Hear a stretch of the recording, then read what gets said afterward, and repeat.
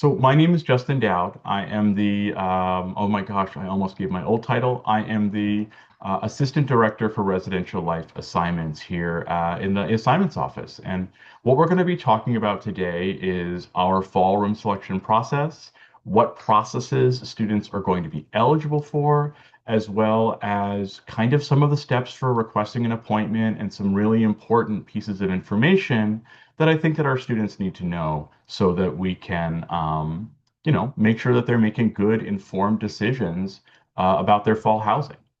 And with that, we're just going to jump right in.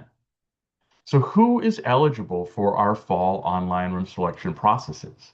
Any student that is currently living on campus who holds a spring assignment and is not graduating for this upcoming fall. Obviously, if you're graduating, we don't need to offer you a housing assignment. You won't be a student. On top of that, the other group of students who is eligible for our fall room selection process, again, this is the one that's happening this upcoming month, would be students that are returning from a university approved program. Those would be things like study abroad or a co-op or an internship. As long as your student is part of that, or as long as you're a part of that, then you're eligible to participate in our processes, and you should be able to go right into our system right now and request an appointment already. So there are a number of options that students have, and I think the most important thing just for students to keep in mind is that to be eligible for any of those options, you do have to request an appointment. We don't ask that students request a specific appointment for the processes that they are eligible for. We're going to go over the number of processes that we offer, but they do need to request an appointment in Spire for something called Fall 2026 room selection. A little bit later in our presentation, we're going to show you how to do that. But just know every student does need to request their own appointment. If they're looking to be part of a roommate group, every member of the group has to do that themselves. Students that don't request their appointment are not eligible to participate in the process and won't receive an appointment. And so make sure your students are taking the steps to make sure that they can be part of this process. On top of that, appointments are all based on room selection priority. We'll be talking more in depth about what room selection priority is, but I did also just want to note that students that have accommodations, specific accommodations through disability services, are considered differently based on that accommodation, and that priority actually isn't taken into account for those students. So actually, what is fall room selection? Fall room selection is the way that our current students select on-campus housing for next semester and gives them the opportunity to see what spaces are out there, what spaces are available, and to make their own choice. Students are going to be self-selecting their own housing assignments for fall of 2026, especially if students were admitted this past fall or even came in the spring. This is going to be a very different process from the preference application that students used to apply when they initially started at the university. Um, but definitely, we're here to be a support. We're here to be a help. Something I won't be speaking too much about as part of this presentation, but I do just want to mention that it exists, is I know that some students are applying for defined residential communities. The folks that manage those processes are actually reviewing those applications right now. And by the end of the week, students who have applied will be getting contacted by those organizations with their decisions and more information about what next steps that they need to take. The majority of our on-campus students, though, are going to be using the general fall room selection process. Appointment request opened for that actually on February 17th. We actually sent every student that was eligible in the process an email that day, informing them that the process was live and letting them know that they could go in and start requesting those appointments. There is no first come, first serve process to that appointment request. As long as your student has requested their appointment by March 13th, then they're on time. And as long as you're on time, you're going to receive an appointment. And those appointments post on March 23rd by 5 o'clock. Students will be able to start selecting their housing starting on March 25th. And the process is going to run all the way out through the following Friday, April 3rd. And so hopefully students will have selected an assignment by that point, have a better idea of what their next steps are moving forward. So there are four possible processes that students will receive an appointment for, depending on who they are. I'm going to kind of go through these and kind of explain them here on these next two slides. And then I have a nice little chart that kind of says, if you're this student, you will receive this appointment. Just hopefully that will be a little bit easier for folks to kind of review. But the two main processes are the shared room selection process and the single plus room selection process. Shared room selection is the process that will be offered to students who were admitted to the university in spring of 2025 or more recently. That process is going to include primarily shared rooms throughout campus in just about every area of campus, with the exception of North, where there are no shared rooms, and the Commonwealth Honors College residential community, which we'll talk about in just a moment. Um, the other benefit of this process is that this process will include enough spaces that every student who requests an appointment will have a space to select when their appointment starts. The other process that's available, and this process will be available to students admitted in fall of 2024 or earlier, those students will be able to select from primarily single rooms in traditional residence halls, private rooms in suites and apartments, and any shared rooms that are not in use as part of that shared room selection process. And for the record, that will include traditional spaces, design spaces, as well as expanded housing and economy triple options as well in both of those processes. It's not something where the shared room selections process is going to receive every single space in all of Central, and everyone in Singles Plus receives every single space in all of Northeast. We do a subsection of every area of campus so that there are options for each student in both processes. The other two processes are specifically targeted at members of the Commonwealth Honors College. Now, members of the Commonwealth Honors College, in order to be eligible, have to be in good standing. And what that currently is, as far as we understand it, is a 3.5 GPA or better, as well as being a member of the Commonwealth Honors College.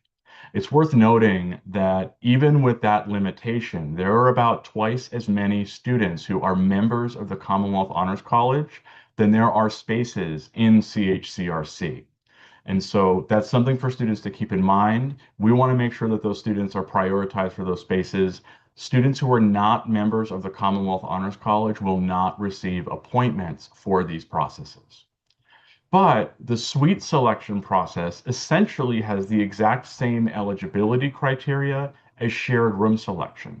Students who were admitted in spring of 2025 or more recently, who are members of the Commonwealth Honors College, those students will have access to any private or shared suite spaces in the Commonwealth Honors College residential community. Students who were admitted in fall of 2024 or more further back will receive an appointment for the apartment selection process. That will be all the private and shared apartments in CHCRC.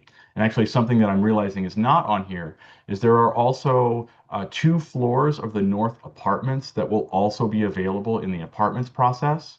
And that is for students who may need, who are interested in living in an honors community, but also to have access to a break housing option. So the North apartments stay open over our break periods, Thanksgiving, winter, and spring break, and that gives our honor students some options to consider there as well.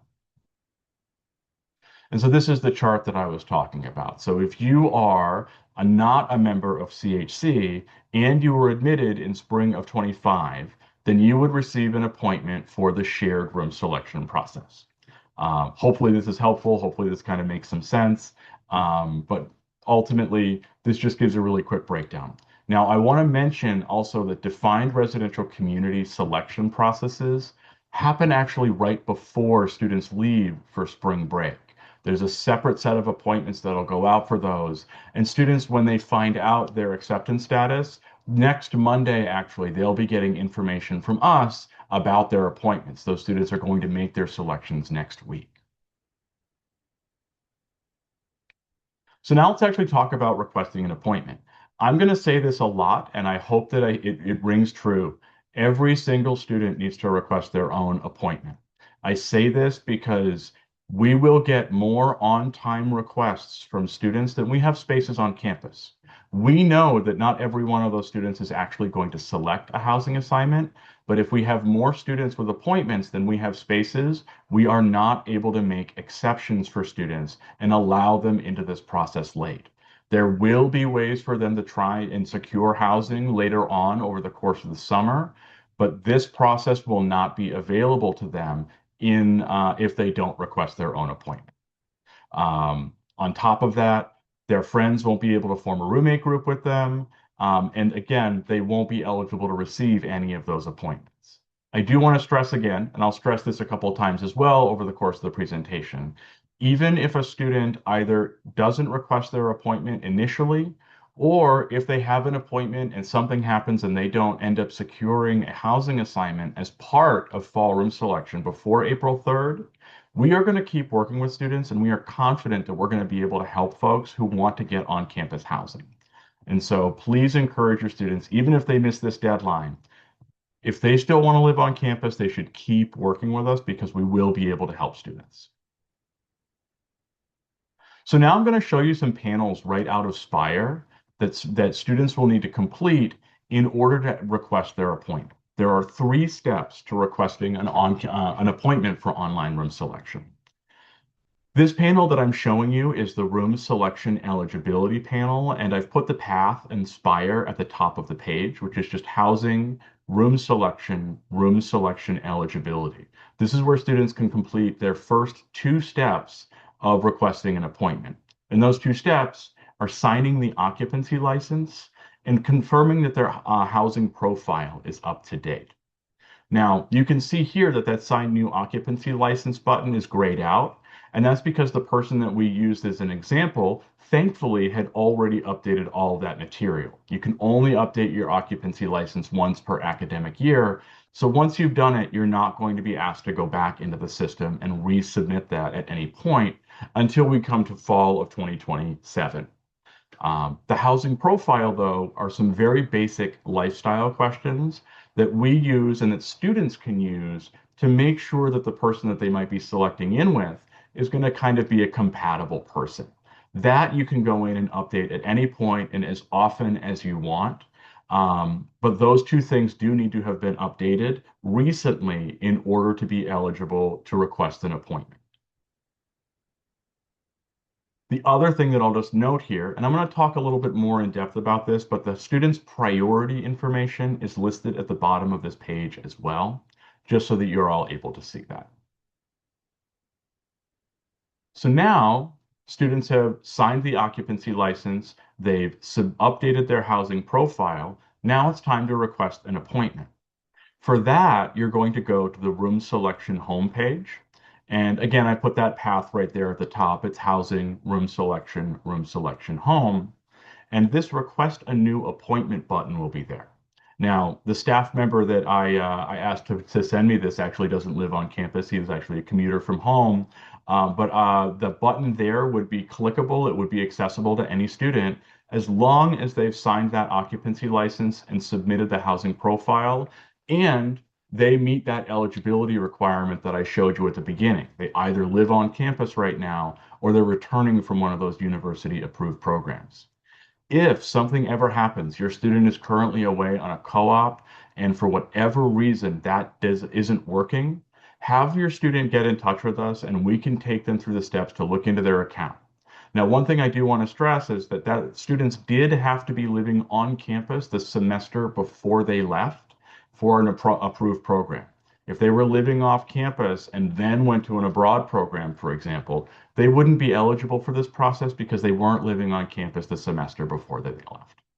So after you click that request a new appointment button, the following screen will open up. Now I've got an older example of this here. The current version would of course say fall 2026 room selection. Students just need to click that radial button next to where it says fall 2026 room selection and hit the submit button at the bottom of the page. Once they've done that, you can go back to the room selection homepage And this is where you can verify that you did everything correctly. So at the very top of the room selection homepage, there is a section that says appointment requests. As long as there is something there that says fall 2026 room selection with a status of requested, then you've done what you need to do to request your appointment. On top of that, we send several other reminders to students so that they know that they've done that. The first is that when you actually do request your appointment, a confirmation page pops up on the screen. We also send an email to their UMass account letting them know that they've successfully requested an appointment. And then, of course, my third option, and I really, really encourage students to do this. If you're not sure, give our office a call, stop by our office, send us an email. We would be happy to look at your account and make sure that you've done what you needed to do in order to request your appointment.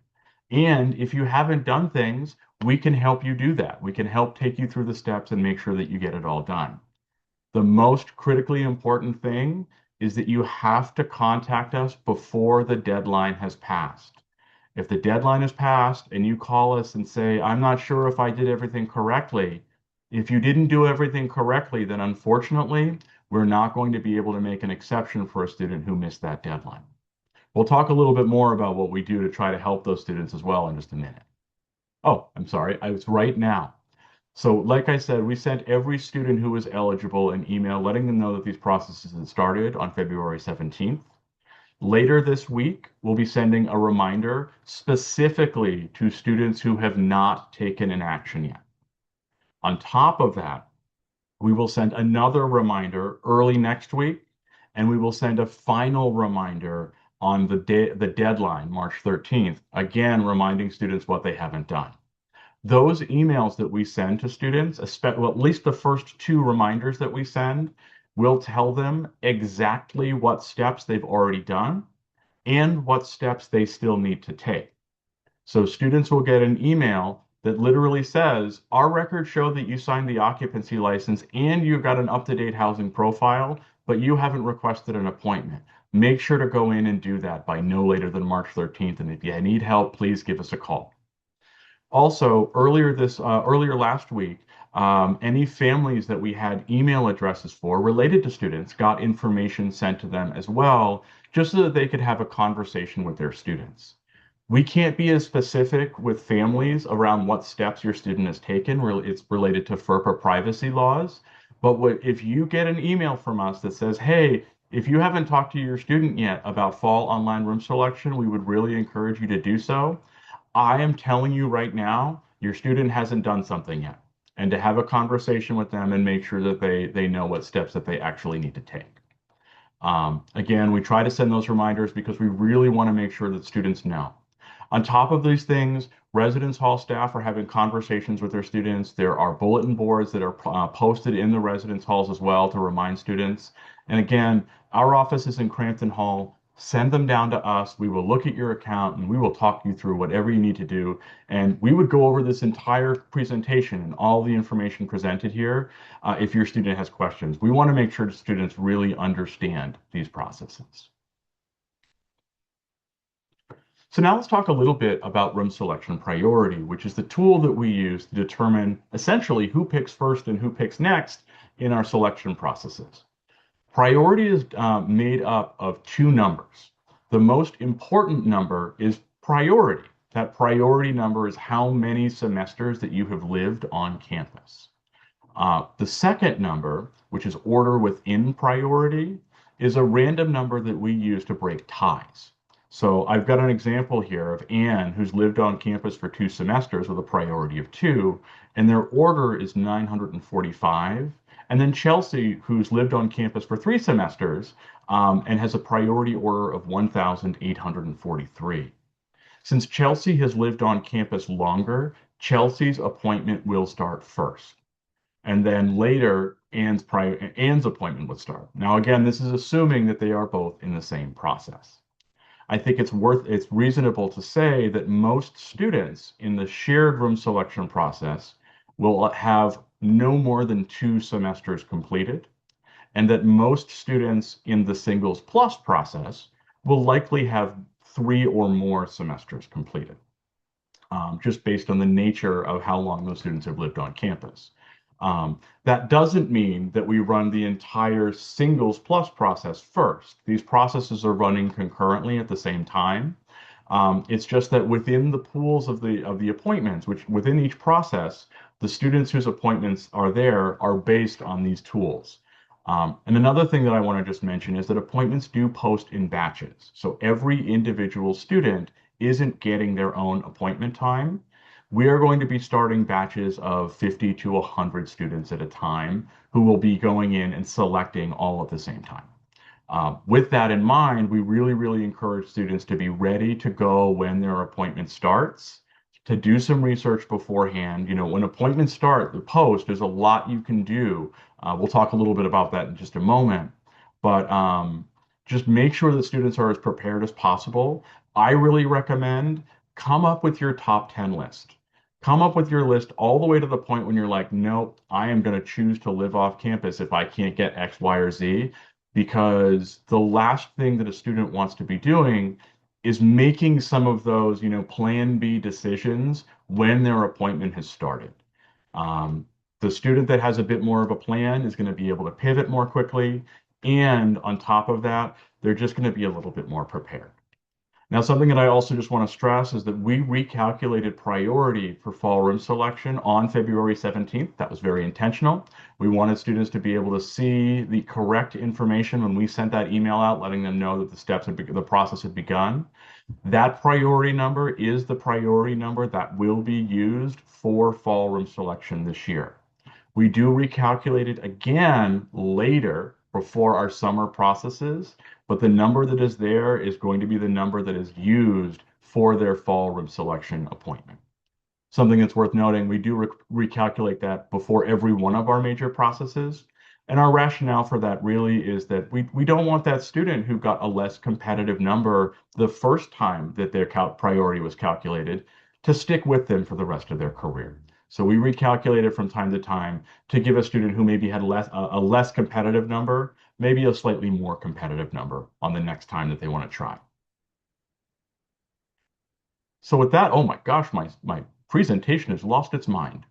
This is what I get for having a very sensitive mouse. So now I just want to go over what are a lot of frequently asked questions that we get from students and also we get from families.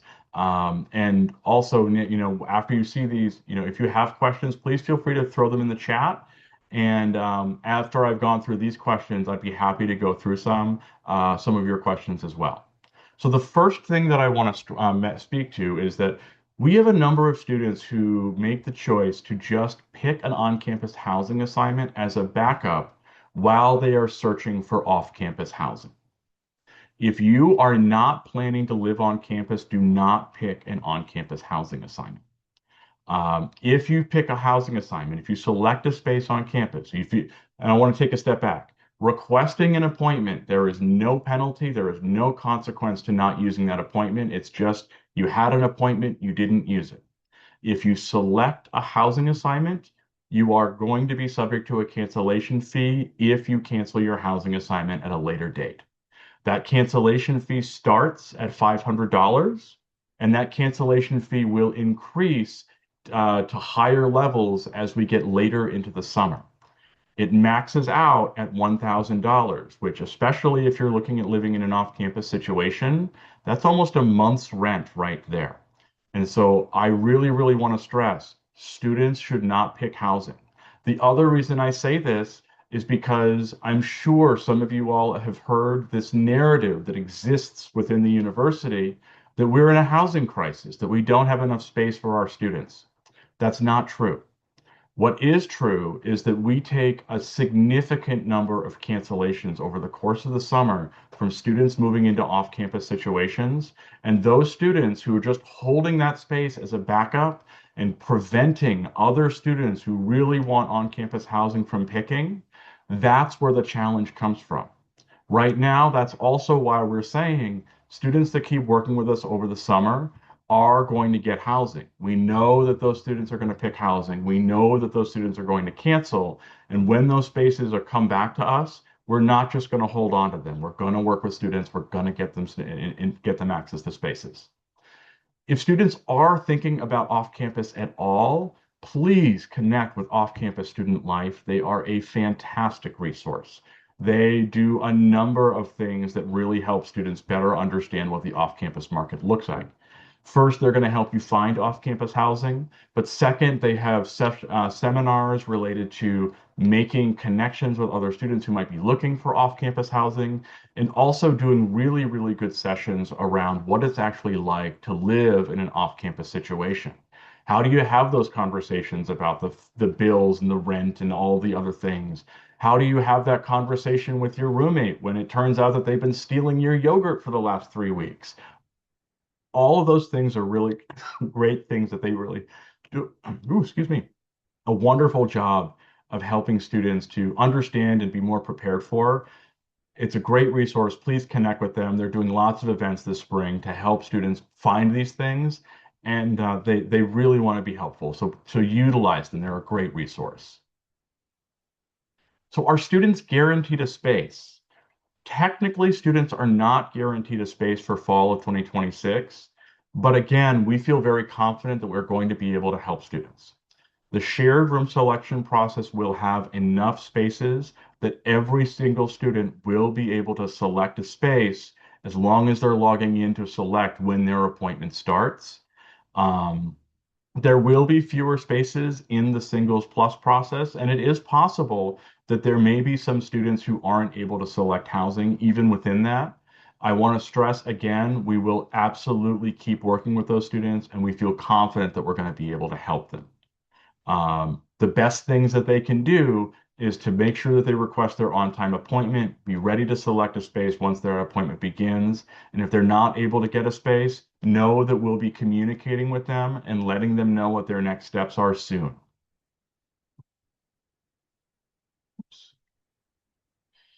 We get this question a lot, so I just want to stress, we've actually been getting lots and lots of this phone call. When can students start forming roommate groups? Students can only start forming roommate groups once appointments have actually posted. So when appointments post on March 23rd, that's when they can start inviting other people into a roommate group. A roommate group again can only be formed by students who have the same appointment for the same an appointment for the same process. And something that I also just want to stress is that we really, really want the knowledgeable person to be the group leader. And so the person who has the earlier appointment time does not need to be the group leader. If I form a roommate group with another student and that other student's appointment starts before me, as long as we are part of a roommate group, I can select on behalf of the group at my roommate's time. And we do that because we want the person who has the time to come to our office and ask us a million questions and you go use the tool and practice and get really familiar with it because we know how important housing can be and we don't want to put students into a situation where they know that that person's not reliable, they love them, they're their best friend, but they may not understand the process as well. We want that person who really gets it to be the person who's the group leader.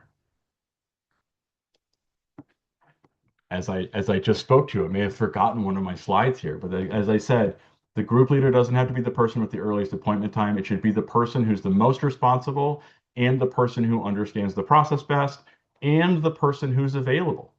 If you're in maybe a non-standard class and you're going to be in class when your appointment starts, you shouldn't be the group leader because we don't want you to have to step out of class to pick your housing. If you're in a roommate group, that friend should be able to do that for you as long as you're in a group. So another piece, students, say you're a member of the Commonwealth Honors College. You and your friend are both in CHC. You both get 2 appointments. Yes, you do have to form a roommate group within both of those processes. It will be exactly the same steps. It's just when you go to the invitation part, you would say the other process. So you'd invite them to shared room selection and the CHC suite process individually, as opposed to just having one. If you just have one roommate group and you have a second appointment and you use that second appointment, if you're not part of a roommate group, You will be selecting yourself only. The person that you're in that roommate group with in that different process won't come with you. So it's really, really important that if you do have multiple appointments, form that roommate group in any processes that you all think you would want to live together in. So when appointments start, students will see that they have three selection opportunities.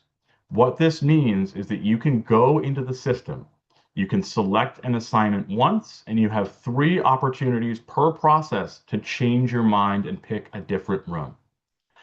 I want to stress that no matter how many different ways we try to tell students this, always we get a phone call here or there that where students think that they hold three spaces and later on they will make their decision between those spaces. That is not how it works. When you pick a room, that is your room. If you select a new room, you release the original space that you held, that becomes available for the other folks that are in the process looking for housing, and then the new space that you just selected becomes your new room. This is a very competitive process. If you select out of a room, there's a very real possibility that very quickly somebody else will be logging in and selecting that space that just opened up because that might be somebody else's dream room. So make sure, we give students a few opportunities to make changes because we know that things can happen, but make sure that they are being very, very intentional about what they're looking for. After our room selection process ends on April 3rd, we will be giving students ways to change their assignment as well. It's all detailed on our website, but we will offer a pull-in process for anybody who has a vacant space in their room. We will offer a swap process for students that are in like rooms that want to exchange those spaces. And we will offer another round of online room selection over the summer. As a note, it is going to look a little bit different. We're actually getting ready to transition to a new housing portal. That will be in place by the time that these summer processes begin. But I do just want to give you the context that yes, students will have the ability to make some changes after fall room selection has ended, if they're not in the space of their dreams. On top of all of that, we will offer options in semester as well for students to try and make changes to their assignment too. Whatever vacancies we have, wherever students can agree to make exchanges, we want to be as flexible as we can be for context. So in our experience, some of the spaces in shared room selection are not picked. We basically have exactly the number of spaces there as there are students with appointments, and not every student picks on-campus housing. With that in mind, after all shared room selection appointments have started, the following day, any spaces that are left over will actually be made available in Singles Plus for those students with the Singles Plus appointment, as that process again has fewer spaces than there are students, and we want to give those students as many opportunities to pick housing as possible. Anybody will be able to select those spaces once they're made available in that other process. So another question that we often get, students who would normally be eligible for shared room selection, someone admitted in spring of 2025 or more recently, who has a private room accommodation through disability services, that is an indication to us that that student needs to have access to a private room. The way that we make that more accessible to them is we will give those students an appointment to Singles Plus because that is where the single rooms are. And it gives those students the best opportunity to find a space that meets their needs. On top of that, I mentioned this at the beginning, I want to mention this here as well. Students who have either a private or shared room accommodation through disability services will receive earlier appointments in order to give them the best chance, best opportunity to find spaces that meet their needs based on their own criteria. I also want to note that there are a couple of types of accommodations that don't result in priority in earlier appointments. And those are students that have only air conditioning accommodations or students that have approved animals. Since the air conditioner can be installed in any residence hall on our campus for a student that's got that approval, or an animal can be wherever the student is based on their accommodation. That animal can be wherever they are and they don't need a priority bump. If they have those accommodations, specifically the air conditioner, those students will have the ability to work with us over the summer to make sure that those things are installed when they arrive here on campus in the fall. And the same thing related to what I just talked about in shared room selection, we do very similar in CHCRC. Now, for context, in the last few years, we have filled every single space in CHCRC before all of those students' appointments have started. But if there are any unselected spaces in our suite process by the time that all of those appointments have started, we will make those available to students that have an appointment selection process, or sorry, an apartment selection appointment as well. Historically, though, I will be honest, our CHC spaces are very highly demanded, and typically they do fill before all CHC students have had a chance to select. Again, though, as long as they have that shared room appointment or that singles plus, there will have other opportunities to pick housing as well. This is another one that we get quite a lot. We are only able to allow eligible, in good standing CHC students to participate in our honors room selection, our CHCRC room selection processes. If three students who are members of CHC in good standing wanted to bring in a non-honor student, they would not be able to do so, simply because we have more students that are eligible and in good standing than we have spaces. Another example is, can sophomores, or say maybe sophomores isn't a good example, maybe can a spring 2025 admit form a roommate group with someone who was admitted in fall of 2024 in shared room selection? And unfortunately, the answer to that is no. Um, One thing that we will allow the spring 2025 and through spring 26 admits to do is that there is a form on our website where students can opt out of shared room selection so that they can be in the singles plus process. I would only recommend this if you are planning to form a roommate group with someone who has an earlier appointment in singles plus.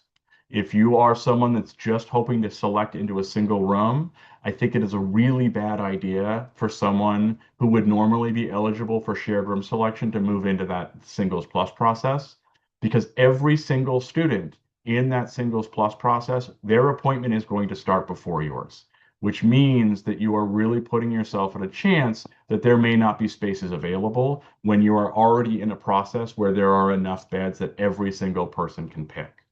If you have a student that's really interested in living in a single room and they don't have a housing accommodation and they're going to be in a shared room selection process, I would really encourage them to use those processes over the summer, specifically online room selection, because if we do take any cancellations, we will make those available.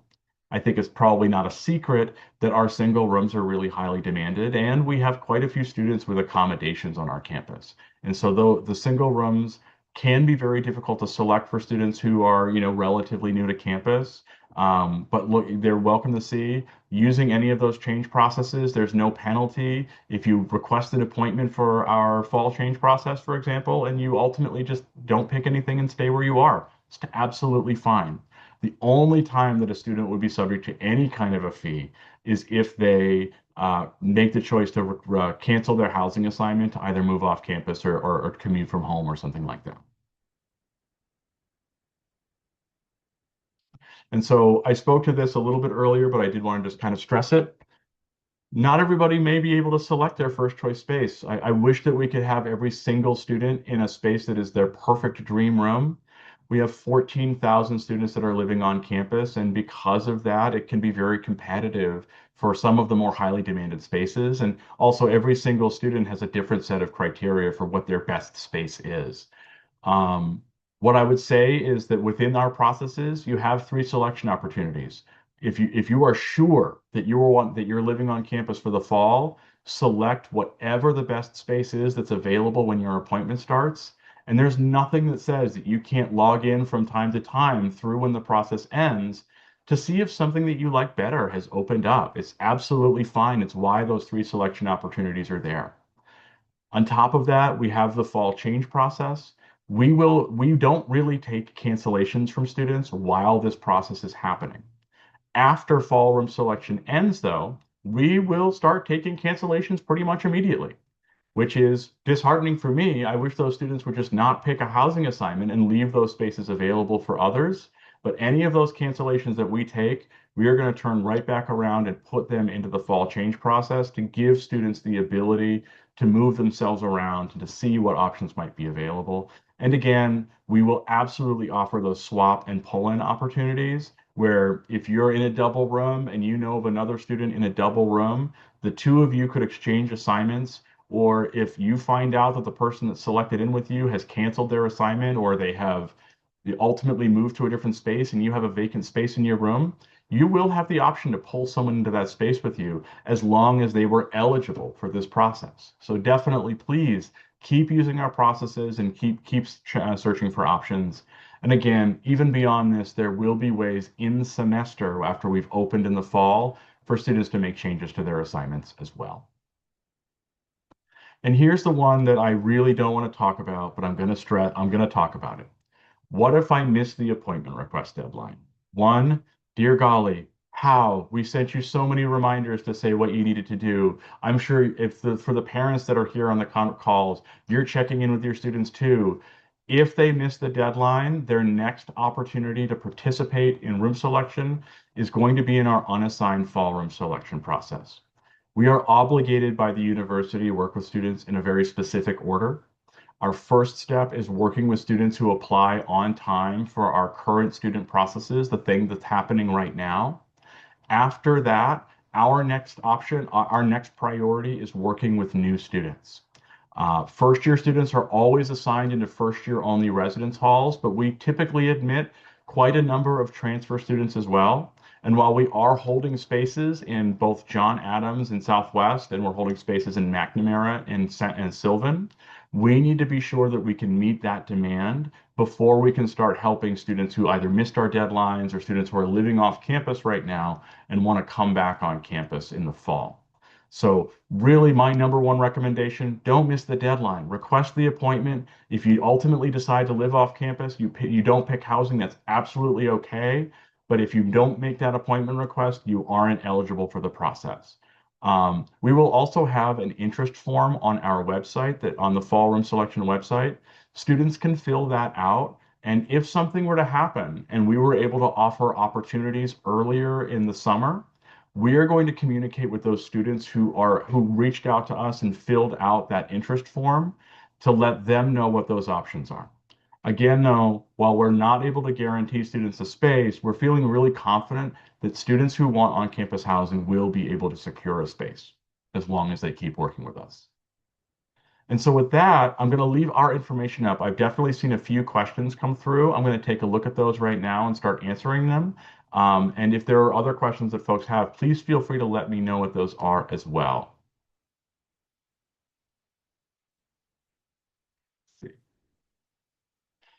Somebody asked what page this is going to be posted on. It will be posted at the top of our fall online room selection webpage. And literally, if you go to our website, umass.edu/living, there's a button right on that page that you can click that will bring you right to that page. Someone else asked, if you were admitted to CHCRC this past February, will you be eligible for an appointment in the Commonwealth Honors College? Yes. You are currently a member of Commonwealth Honors College. As long as you are in good standing, you will be eligible for the appointment. Students who are applying for the Honors College, say now, unfortunately won't be receiving decisions back until after room selection has ended. So those students will not be eligible for that process. Let me see what other questions we have here. Somebody asked the question of what if a student wants to keep their existing housing assignment? Unfortunately, that is not an option. For some context, almost half of our campus is first year residence halls, and those residence halls are in place for incoming new first time attending freshmen. And so based on that, all students are going to be expected to use online room selection to select a new space for themselves for the upcoming fall semester.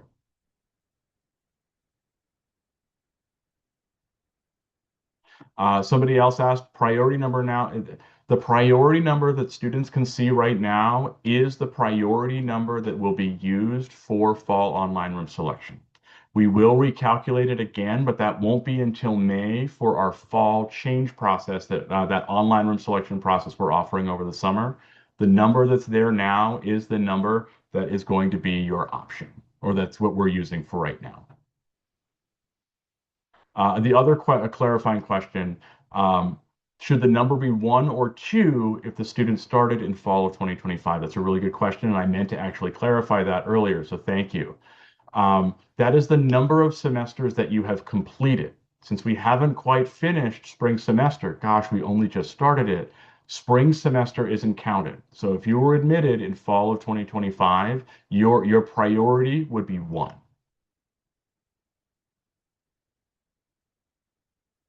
Another question, were all students assigned a priority number? Yes, not only were all students assigned a priority number, every student connected to the university was assigned a priority number. We do that for a number of reasons, but it also means that there may be students that are in this pool that are either not eligible for fall room selection or have no interest whatsoever in participating. And so that's why we get a lot of questions about when is my appointment going to start and how good is my priority number? And we can speak a little generally about that information, but we're not able to give specifics because until the appointment request deadline has passed, we don't know who's requested and we haven't begun building those appointment times. Students will find out their appointment times because it really does take us time. It's a manual process for us to build the appointment times. Students will find out that information on the 23rd. And again, it will entirely be based on their priority.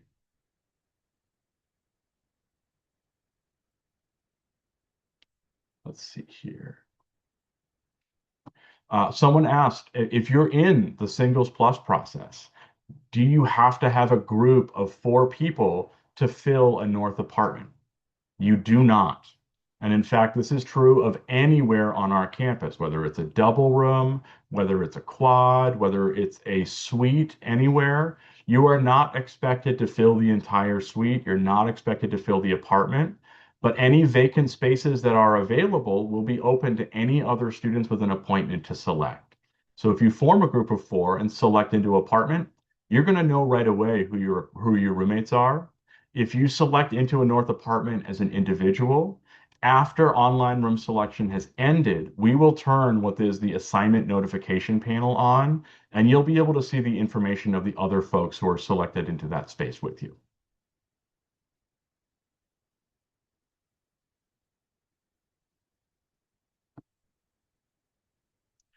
Someone asked a quick clarifying question around defined residential communities and CHC are related to when their appointments start. And I apologize, I can be clearer about that.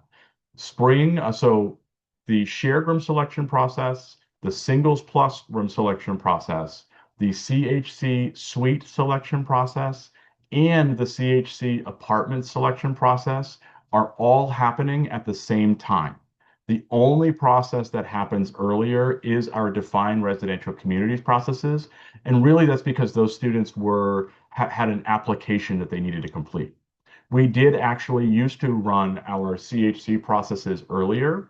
And what we've learned is that students having all of these processes happening at the same time gives them a much broader, clearer picture of what spaces and options are available to them, especially because once you've selected something in an earlier process, so for example, someone who's part of a defined residential community and selects a space, they're not eligible to make changes until we get to those change processes over the summer. So having all 4 of these processes happen at the same time means that all those students can kind of move between those processes, whichever ones they get an appointment for, at their own preference and their own priority. Someone asked if the recording will be made available. Yes, it will be posted at the top of the fall room selection page.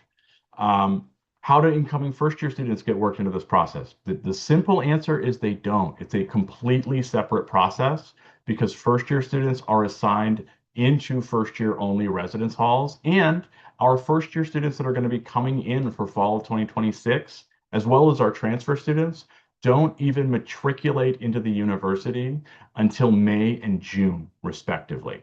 So students who are going to be new to the university starting in fall of 2026 will get more information from our office after they've been matriculated to the university.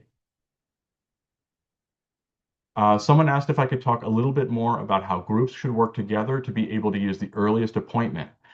Basically, when we form a roommate group, so if I form a roommate group with Jessica and Jessica's appointment time is the one that starts the earliest, because I formed the roommate group, I'm the leader, meaning I'm the person that's doing the selecting. I'm the person that is going to be actually taking the action to put my group members into a space.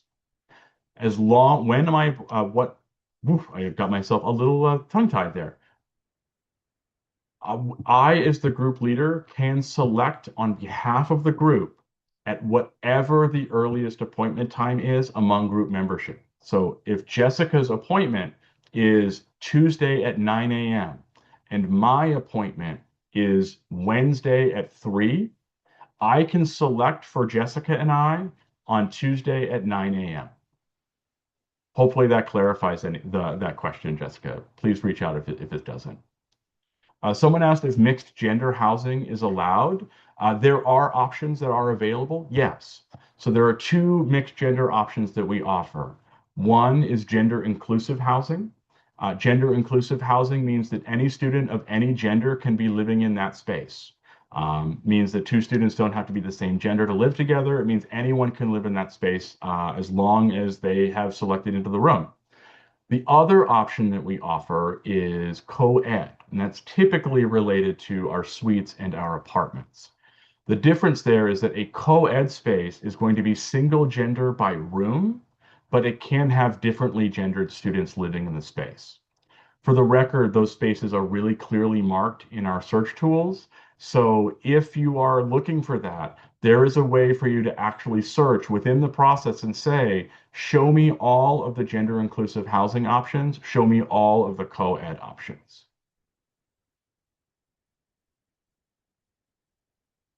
Someone asked a follow-up question. If you don't have a roommate group, does the student just select into one open bed in a shared room? If you're selecting a shared room, yes, you'll be the first person to select the space. In most cases, that is going to set the gender of the room. And then another person who's looking for housing is going to select into that space with you. Somebody asked if there was a form to switch housing selections from shared to single plus. There is, it's available on our fall room selection website, but I'm going to reiterate what I said earlier, which is that if you're just hoping to get a single room, I do not recommend that your student does that. Students who opt out of shared room selection will be selecting after everyone that is currently eligible for singles plus, which means that you will have limited options and very likely singles will all have been selected. If you're looking to try to move into a single room, if that's your hope, I would be utilizing our change processes over the summer, our in-semester processes, but I will be realistic that single rooms are super highly demanded on our campus. They do tend to fill quickly, and they do tend to stay full at least through the end of fall semester. Someone asked if a group of 4 CHC students can form a roommate group with one of them who commuted as a freshman. That is correct. Students that are not currently living on campus, they're either living off campus or commuting from home, are not eligible for this process.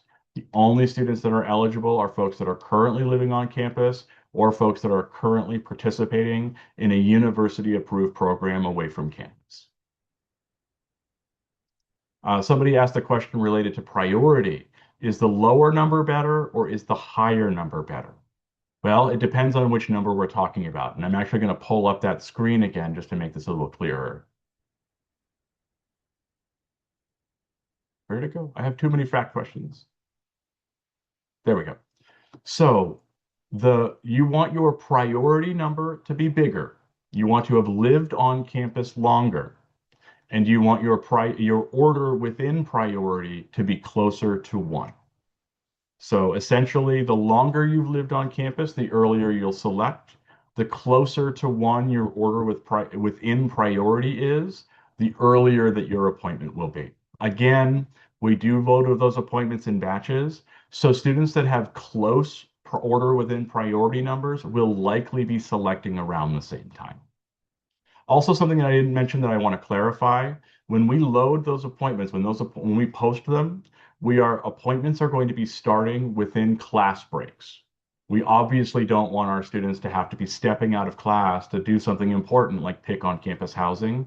So appointments will start between classes. Appointments will not start between standard classes, which is why I also go back to if someone's in, say, a lab that is 3 hours, there is a situation there where that appointment may start during then. They should definitely talk with their professor about that to just give them a heads up.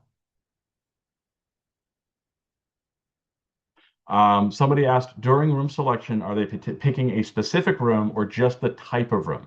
They are picking their room. They will be able to see Baker 315 and that it's a double room. And I'm making all this up. I'm just going off the top of my head here. But yes, they're going to see a list of the rooms that are available, and they will be selecting the specific room for themselves for the upcoming academic year. Somebody asked, and I'm going to just generalize this question a little bit. If a student has had an accommodation on file previously, do they need to connect with Disability Services to reapply for an accommodation? They absolutely do not need to.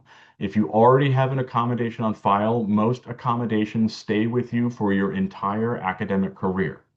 Unless your accommodation had an end date, which we get very, very few, that accommodation will stay with you for your career, whether that is an AC accommodation or a private room accommodation. The only time that your student would need to follow back up with Disability Services is if something has changed and their needs have changed. If you currently only have an AC accommodation and something now makes you think that you might need a private room accommodation, that might be a reason for you to connect back with Disability Services. But if you've just got your accommodation, that's going to stay with you pretty much until you're no longer a student at UMass.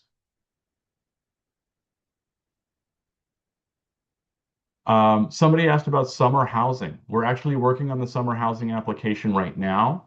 That summer housing information will be up and available soon.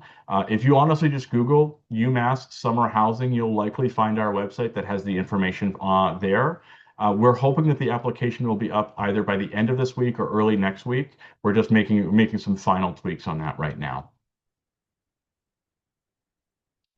Someone asked the question, can a student who's going to be a sophomore next year be a roommate group of students who are going to be juniors or seniors? So I'm going to also clarify this. For our appointments have nothing to do with your student's academic level. It is entirely about when you were admitted to the university. If when we say this is student, if the student who is a sophomore was admitted in fall of 2025 and their friends were admitted in fall of 2024, initially, no, they wouldn't be able to form a roommate group. That might be a scenario where there may be some value in that student who is normally eligible for shared room selection to opt out into Singles Plus. But again, that's going to be a decision that they need to make. But initially, no, those two students wouldn't be able to form a roommate group unless that person opted out of shared room selection and into Singles Plus. And there is some risk in doing that. Somebody asked, my student started in spring of 2026. One, congratulations, welcome to UMass. Two, they're going to be in the shared room selection process. Again, all they need to do is go into the Spire tool with all the steps that I showed earlier and request an appointment for the fall 2026 room selection process. We will give them an appointment for shared room selection, and there will be a space for them to select when their appointment starts. The only students that need to wait for our first year student processes are newly admitted students for fall of 2026.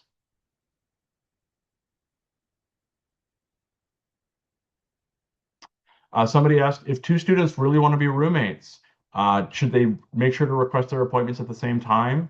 Timing doesn't matter. My own preference is request your appointment yesterday. The student who waits until the very last day to request their appointment is the student who has a crisis happen on the last day, and then they ultimately miss that appointment request. Make sure they get their individual request in as long as it's in by March 13th, and they're in the same pool of students. They'll be able to form that roommate group and try to select together during our fall selection processes.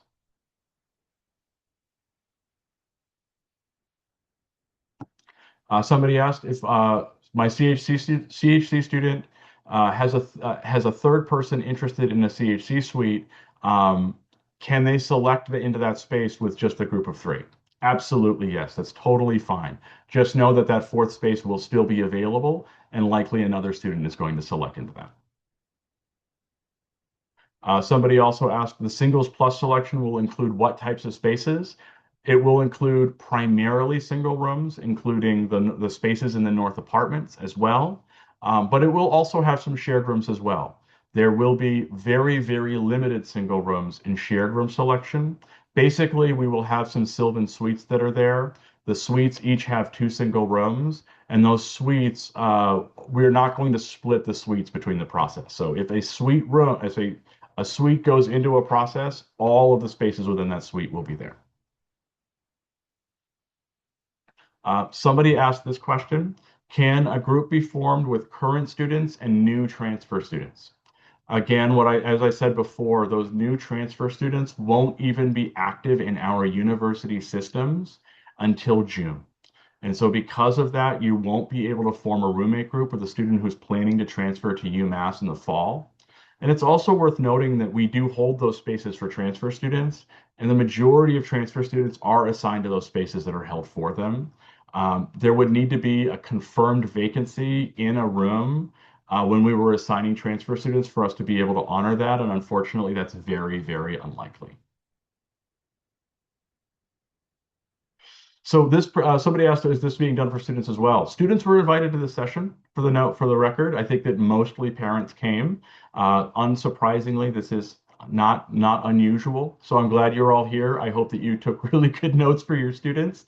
But again, I'm going to make sure that this is available on our website as soon as I can get it up, so that any students that do have interest in this information can run it, can watch through the video. And again, they're always welcome to just pop by our office, give us a phone call, send us an email, and we can clarify anything with them as well. So I've actually gotten through all of the questions that were in our chat. It is a little after 5 o'clock. I'm sorry we've run a little bit long. I'll give folks maybe like one more minute if there's additional questions, and then I think I'm going to thank you all for your time. I'm going to stop recording now.